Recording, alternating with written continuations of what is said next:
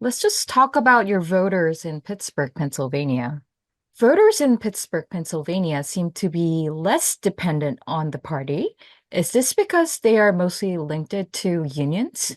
There's definitely a large faction of those who are affiliated with the Democratic Party in Pittsburgh who are also strongly affiliated with the unions. And make no mistake, the unions definitely have a strong pull on the voting trends and patterns and try to influence largely a lot of a lot of their union members on how they're going to vote.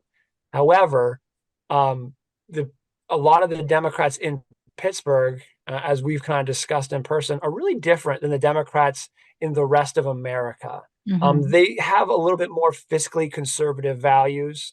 A lot of times, a lot of faith-based values. There's a large Catholic presence as well in the Hmm. Pittsburgh area, and so those influences largely play as well into why and who they're going to decide to vote for. We saw in 2016 and 2020 a lot of the registered Democrats break from the party and not vote for Hillary Clinton and not vote for Joe Biden, and in this case, and cast their vote for Donald Trump. So it is expected that that may happen again. This is why I'm asking you, because we believe voters related to unions tend to vote for Democratic, but it was different in 2016. So why do you think they changed their minds?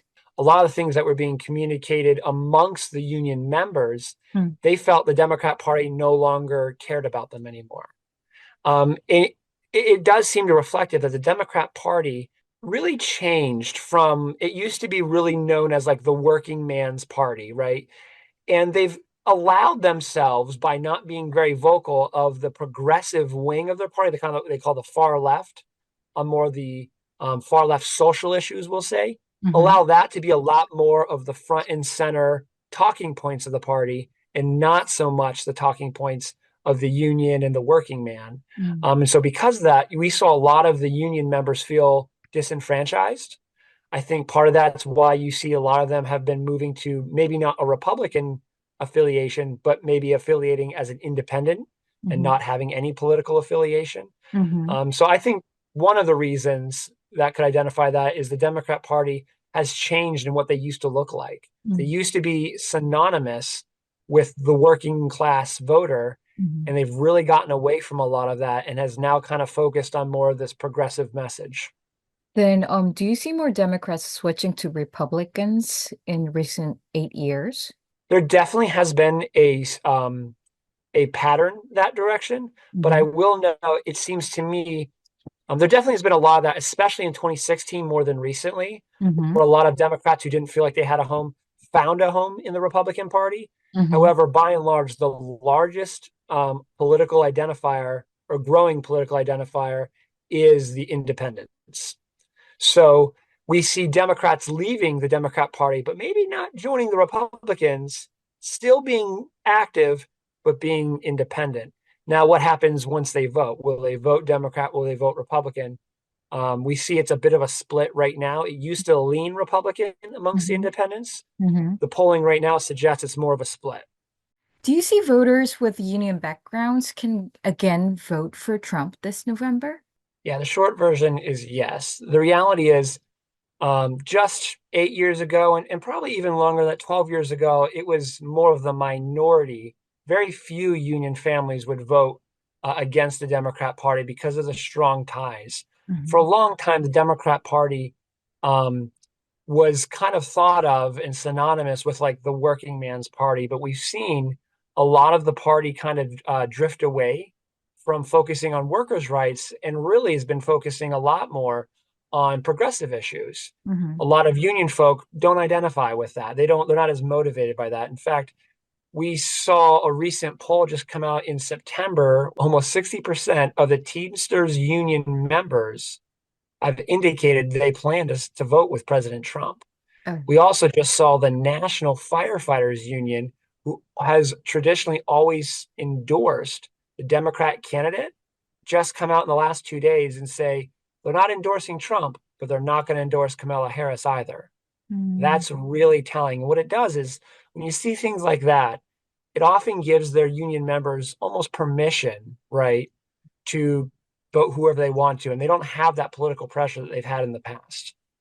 Didn't the Biden-Harris administration give any benefits to the manufacturing industries regarding like inflation reduction or so? So yes, there was the Inflation Reduction Act. However, we're not seeing the level of um, positive effect that's being reported. So there's some discrepancies there.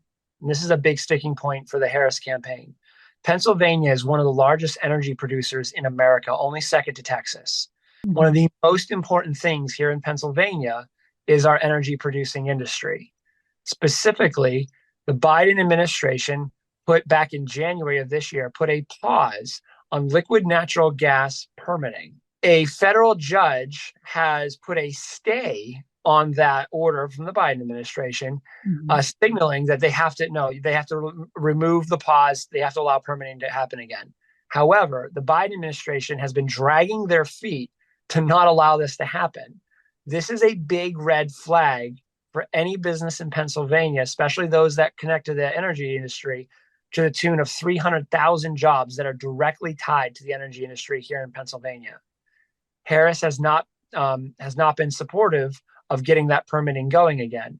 So the other thing, by the way, that Harris has a big shadow cast over that she's not been able to overcome is in 2019, she said in a public interview that she's completely against the fracking industry, which Mhm. is of extracting the shale gas and other natural gases that we use for energy here in America, and really all over the place, but largely domestic energy. She said in 2019 she's completely against that sort of thing. Mhm. Now she's had to backstep some of those statements, and she's trying to convince people, well, that's not what I really meant, but it was pretty clear then. So whether she was disingenuous then or she's being disingenuous now, that's really hard for people to try and think, well, maybe she's telling the truth now, but it really instills a level of distrust amongst both the business community as well as Pennsylvania specifically, which is vital to this election. So your members don't believe or trust Harris? Yeah, they don't believe it. In 2019, she said she would ban it. And now she's saying she won't. So that's kind of it's really hard to roll the dice and gamble on something like that, not knowing what the real outcome will be when you had a President Trump who has been very supportive of the energy industry and has been known the last election specifically. He used to say all the time, "Drill, baby, drill. Let's get all the domestic energy we can out of the U.S. and stop being so reliant on foreign energy resources, like we are, by the way, in the New England states, up in Massachusetts, in New York, in New Jersey. They get a lot of their energy, by the way, from Russia. And there's a lot of people in the US who would like to see a lot of those energy things being domesticated. It's good for our economy here in the US, and less reliance on foreign aid, specifically a tyrant overseas in Russia. Biden was somewhat close to unions, I mean, connected to unions, unlike Harris.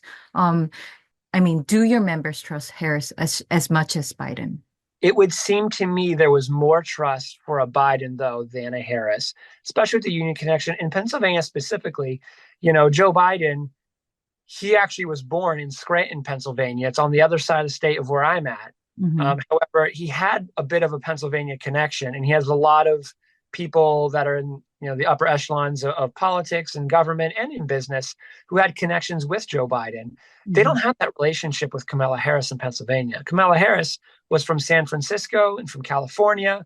That's literally the other side of the country, Hmm. very far away. And the ideals and principles of San Francisco are very different than the ideals of Pittsburgh, very different than the ideals of Pennsylvania.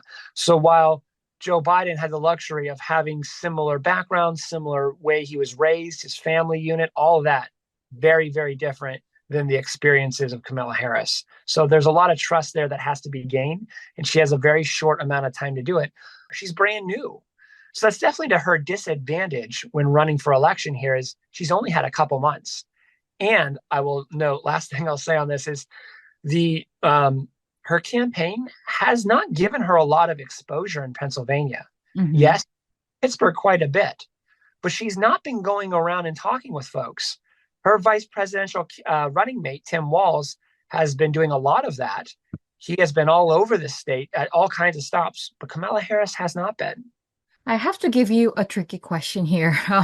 And you live in a bellwether county within the biggest swing state, Pennsylvania. So, how would you forecast the upcoming election? I mean, will that be again blue in Pennsylvania or back to red? The million, the $10 million question that nobody knows. Kamala Harris, in choosing her running mate for vice president, there was several names elevated. And among the three top names, one of them was the governor of Pennsylvania, Josh Shapiro, who is a Democrat, but he's a very well-liked Democrat, even amongst a lot of Republicans. Should she had picked Governor Josh Shapiro without hesitation and without doubt, she would have easily won Pennsylvania and honestly may have launched herself to the presidency. However, she made what she believes is a strategic decision not to choose Harris and chose a different running mate from Minnesota, the governor of Minnesota. So now what happens? Now she's opened the door for a very competitive race in Pennsylvania. We saw President Trump win in 2016 by less than 1%. He lost in 2020 by just 1%. It's that close in Pennsylvania.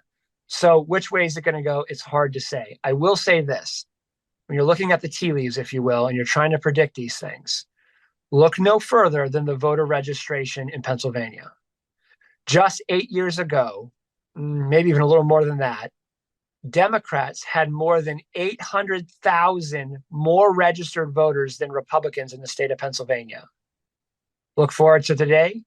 Democrats only have 300 and some thousand more registered voters.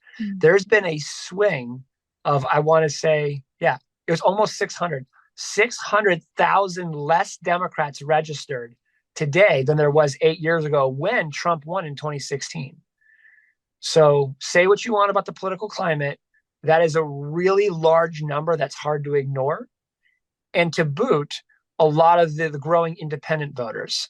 Again, we're not sure which way some of those will go, but it's very telling that the Democrats only have a 300,000 voter registration advantage when they, having 600,000 just 8 years ago.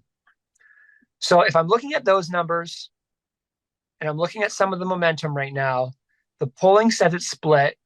It seems like it could lean Trump right now today. But it could be like less than 1%, just as it was 4 years ago. And again, as it was 8 years ago. Thank you so much for your time today. Yeah, I really appreciate you reaching out. And it's so good to see you again. And I hope you enjoyed all your time in America. And I hope it was very fruitful for you.